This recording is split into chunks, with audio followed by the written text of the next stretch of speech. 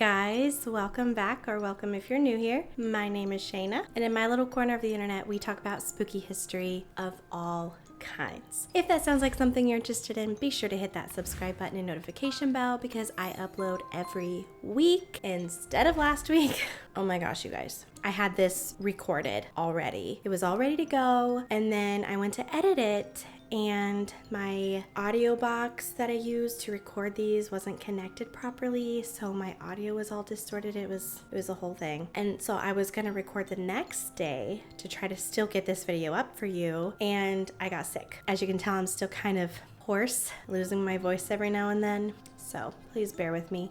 I do apologize. I'm trying to get back in the group of uploading every week instead of taking 1 week off. It hasn't really worked in my favor yet. We're trying. Thanks for being patient. I did, however, if you notice anything different, get a haircut. So I think I look like a different person a little bit. Hope you all like it and it doesn't throw you off. Now, the story I have for you today is not a long one, but still pretty creepy. So a little while ago, I watched a movie called I See You. And if you hadn't seen it, you should. It's on Amazon Prime and it's pretty good. I think it might be free with Prime. I'm not 100% sure, but it's a movie about a Phrogger. Now, if you don't know what a Phrogger is, here's the definition. Phrogger, or frogging, is the act of a person secretly living in another person's home. So typically a Phrogger is a person who has nowhere to go. So these Phroggers will sneak into a home and will stay in a part of a home that is not commonly used, such as a basement, attic, spare room, closet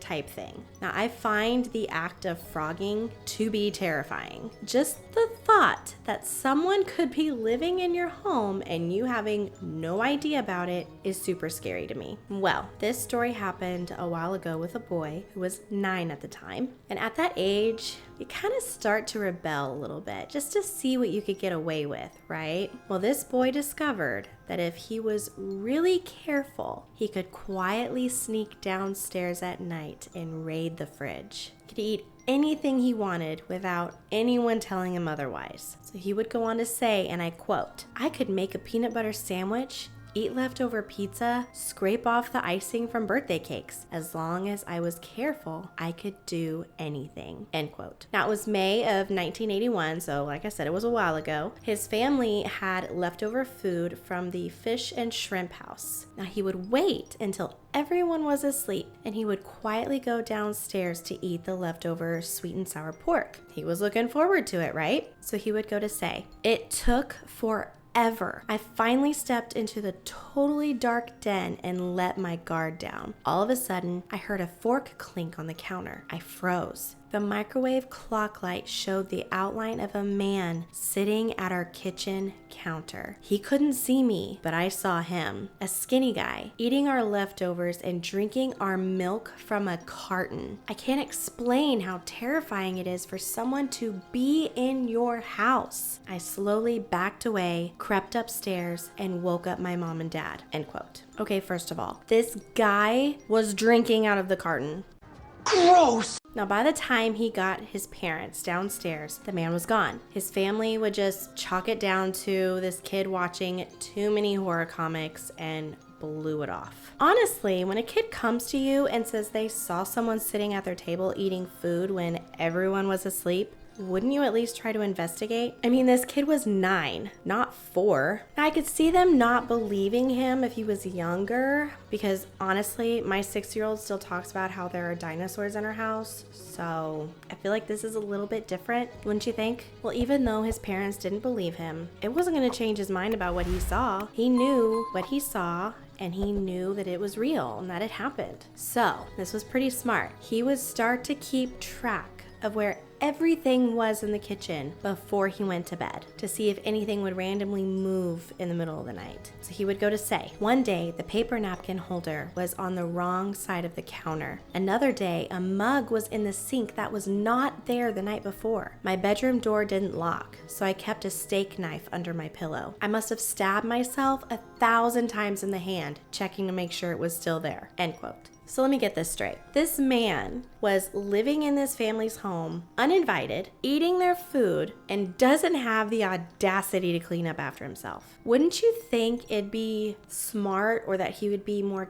careful if he cleaned up after himself, made it look like he was never really there? Honestly, if someone's a Phrogger, okay, and you're living in someone's house, you don't want that person to know that you're there. Right? Either way, it's messed up. Really messed up. Then August comes around, okay? And something would happen that has me legit freaking out just talking about it. So here's what this boy says. I was in my room reading when I looked up. There's an AC vent over my bed. Behind the vent were a pair of eyes watching me. I freaked out and I would yell until my parents searched our attic and crawl space under our house. Nothing. I wasn't very popular for a few weeks, but the last week of August, our house started to smell. Okay, I see where this is going. One night, rice fell out of the vent over my bed. Maggots. The AC people said something had probably crawled into our vents and died. Turns out, what had crawled into our vents and died was that guy. We lived in an old house with lots of space between the walls and the big ducts. He'd been living in them since May, at least. Now what makes this worse is that this Phrogger guy put a foam pad beside this kid's bedroom vent so he'd be comfortable while he watched him. Which is creepy, but also makes me think that this guy possibly knew about the knife that this kid had under his pillow for protection. Could that be why he never did anything about it, I don't know. But the kid would go on to say, the police said he made lots of drawings, but when I asked, they pretended they hadn't said anything. No one ever identified him, so he was buried as a John Doe. And to this day, I can't look inside the vents in houses, end quote. Now I can't either, so thanks for that. Honestly, this story is so messed up. And I bet everyone in his family went from being really annoyed that this kid was telling them stuff about a guy living in their house to feeling horrible for not believing him in the first place and preventing all of this. I don't know, man. Phrogger stories really mess me up. They legit freak me out. Let me know if you guys have experienced anything like this, or if you've heard any creepy Phrogger stories. Honestly, I hope that me and my family and everyone that I know will never experience a Phrogger. There are some pretty horrifying stories that I've heard. This one is pretty bad.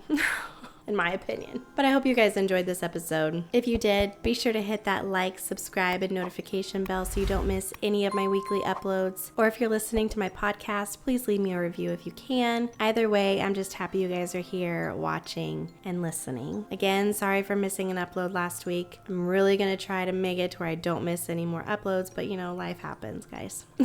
Honestly, I can't help it if my voice is gone. Just can't, unfortunately. But that's gonna be it for me today, guys. I hope you all have a very blessed week, and I'll see you guys later. Bye.